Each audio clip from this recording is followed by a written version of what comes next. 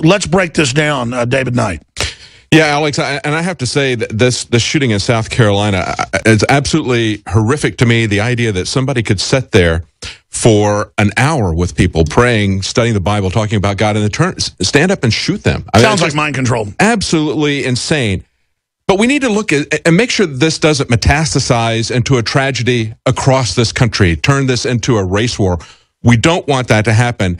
And so I think it's instructive to look at this situation back in South Africa 22 years ago and see that there were people in South Africa that wanted to start a race war to keep apartheid from being overturned. You had a white minority. They were on the cusp of getting a black majority democracy there. A lot of people didn't want to see that happen. There were outbreaks of violence in the black townships, but this was the first time it had happened in white suburbs. And it's interesting to see what happens, and it's interesting to see how they react to one person with a gun. Now, in the St. James Church, what they had was 5 hooded gunmen. They break into this church in Cape Town, South Africa, during a church service. There's 1,000 people there.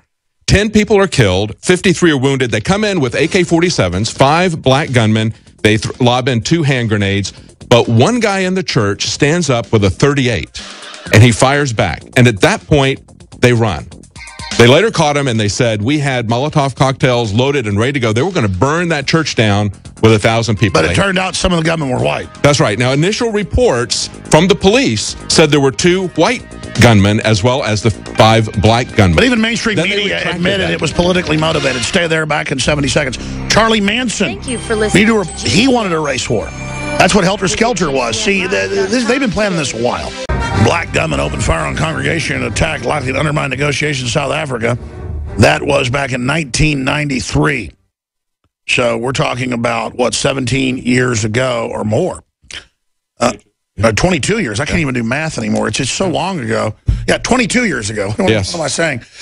My head is just spinning, though, all the angles. Finish up with this story. Well, one of the things that's important about this is 2 things. Number one, the initial reports said that there were 5 black gunmen. They came in with AK-47s and hand grenades. They also had Molotov cocktails. They left when one guy stood up with a .38, chased off 5 guys, maybe 7, with AK-47s. And he wrote the book, Shooting Back. Yes, yes. The initial report said that there were 7, 2 white men and 5 black, but then they changed it. They wanted to make it all black against all white because they wanted a race war. His book that you mentioned is called Shooting Back. The subtitle is The Right and the Duty of Self-Defense. He did a video, he did a book, he did tours, and he encouraged pastors to understand that something like this could happen in their church. Is he still alive? I don't know. We'll have to look him up and see if we can reach out. We got Reverend Childress coming on about the 14 million black people that were killed. But nobody talks about it. And, of course, that's since Roe v. Wade. Yeah. Yeah, that's far more deadly in terms of a genocidal race war, what's going on at Planned Parenthood. But the other thing that we need to look at from this is the fact that we don't want to create victim disarmament zones like schools, like churches, and say this is just going to be this nice little peaceful area. We don't want to have weapons there. Weapons and the whole Second Amendment is essentially about the right and duty of self-defense. This coward, if he did it, went there. And yes. I'm going to tweet out. I just forgot to do it. I meant to do it this morning. And it's a serious tweet. It's not sick humor because they'll spin it to that. In fact, everybody should tweet. Why didn't Dylan Roof just go to work at Planned Parenthood? He could carry out the dead black babies every day. Yeah. I mean, he could be part of killing 51% of the black people. And then he could be lauded as a hero by Time Magazine. Why didn't Dylan make a lot of money. Go out and be a liberal and try to teach blacks to kill their children? I mean, he wants to kill black people. That's the effective way to do it. That's right. I mean, Obama's so upset right now, but he's increased funding basically for forced abortion in India and Africa through the UN. That's right. He supports China killing their babies. So why is Obama so upset now? Can you believe he came out within hours after the Second Amendment? Yeah. Yeah. Oh, yeah. That's what they're going to do. And they're also going to try to turn this into a broader race war. And that's why we can look at both of these. I think it's very instructive to look at this with it being in exactly the opposite, with a white minority being attacked by people who are black when it's a black majority, when there's something happening politically in the country, a very a dangerous time, just as we have in this country, trying to use that to start a race war. And yet what we can learn from that is, first of all, we need the Second Amendment. People need to take responsibility. In the church that I went to in North Carolina, the pastor carried concealed. He made sure that there were elders or deacons who were always carrying concealed. That's what churches need to do. That's what schools need to do. That's what everybody needs to do, is use our right to self-defense. Absolutely. And understand it's a duty as well, and not let them take this away, and not let them make this into a larger tragedy of a bigger race war. Well, thank you for reminding me about that. I know Jakari's filing a report right now, and he's got some angles. I'm going to see if I can get Jakari in here when Reverend Childers is on with us to get his perspective on this. But we've got the reporters back there studying every angle of this. We need somebody to just ask the question, was this a false flag? I'm not saying it is, because there's enough hype in the media to make people come out from under their rocks like this guy. But at the same time, I mean, the attacker at Aurora, clearly mind control. Well, we know that for 60 years they've been working on how they can get people to, the CIA was working on how they could get people to assassinate others based on deep subliminal programming that they trigger with something. Well, they give you basically... 60 years they've been doing that. What they do now is they just give you a drug called Halcyon. That's what dentists give you to pull your wisdom teeth, and you love it while they're doing it. And you can tell somebody while they're on Halcyon, you know, stick your finger in a light socket, they'll do it. Or put your baby in a garbage disposal, they'll do it. I mean, they put them on that, wind them up, and they go do it. And at talk at approximately 12:20 Eastern Time. It is now 12:08 Central Time. Many affiliates re-air this broadcast throughout the day and evening. You would think it's the end of the world as we know it, that 9 poor black people, including a state senator, and by poor, I mean unfortunate, were killed, allegedly, by this whacked-out looking weirdo in Charleston, South Carolina. The truth is, we don't know the truth about Dylann Roof.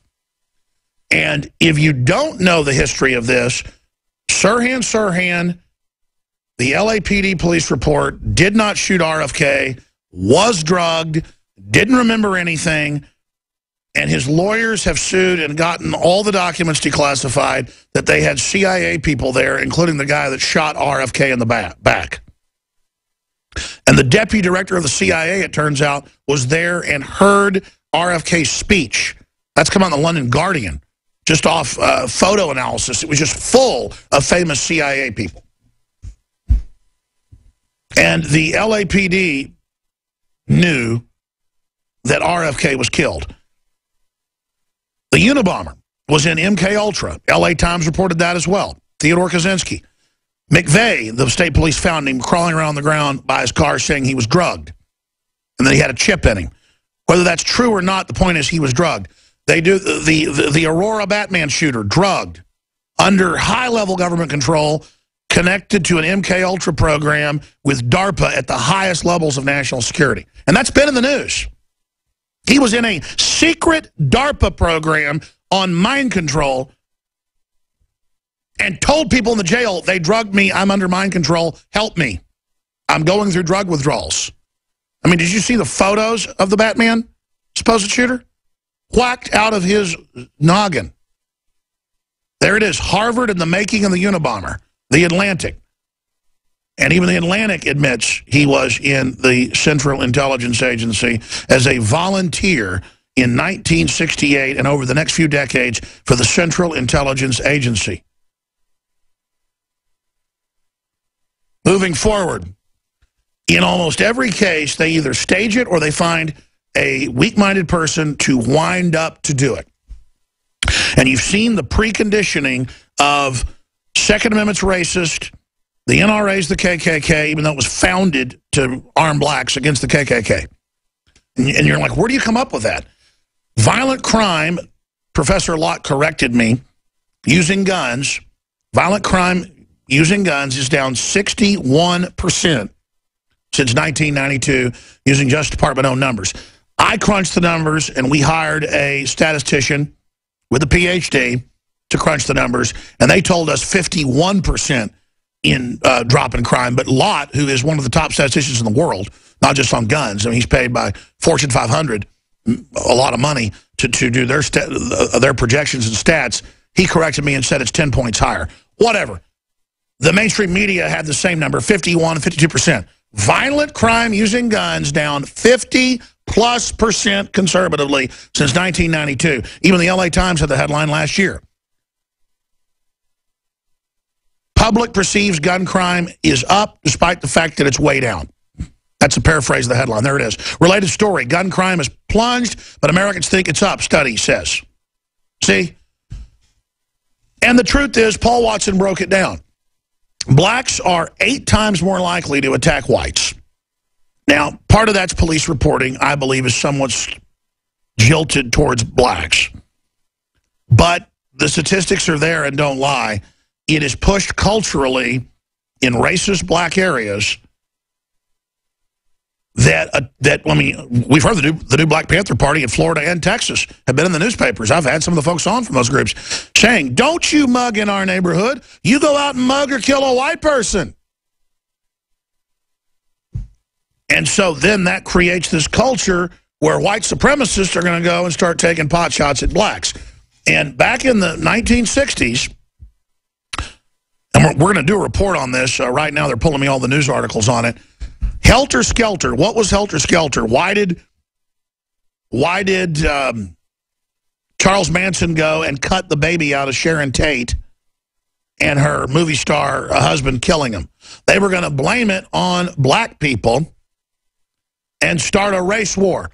The black people went and killed the beautiful blonde. They attacked our woman. Charlie Manson hung out with the top people in Hollywood. Charlie Manson worked for the CIA. That's come out. And he was so whacked out, though, they set him up.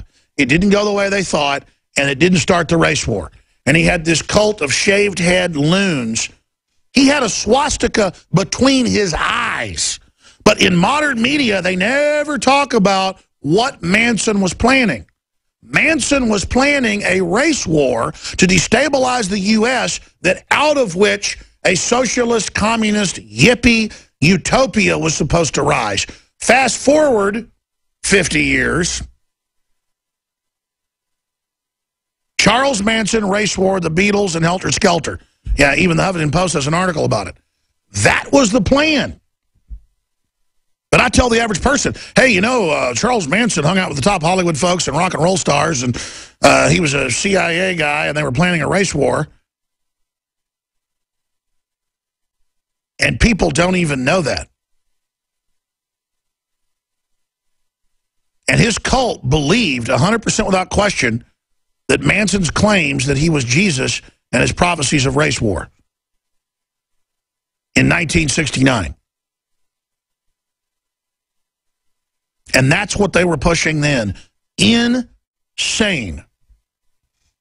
And now we got George Soros just overthrew and told CNN he overthrew. You can pull it up. There's a clip of him on Fareed Zakaria's show. That, yes, he funded and he overthrew Ukraine and then put Nazis in. Can't make that up. Something big's coming this summer. But it's going to be on every front. Now, here's the deal. I've got Reverend Childress joining us. I've got Jakari Jackson coming in to give us his take on this. But I tell you, the media's power to manipulate. We could send our reporters out on the street. In fact, I'm going to do this, but I have limited staff because they're all busy doing other reports. And just go to the black areas of Austin, the predominantly black in East Austin, and talk to black folks and see if they're upset about this. Because I watched black folks when I was downtown this morning that I saw, and black folks in their cars, and man, I would drive by and look. They were shaking their heads. They were angry. They were upset because the media is just assaulting that, you know, you're being killed. The white people are coming after you. It's terrible. Something's got to be done. Creating the perception that there's this all-out war on black people.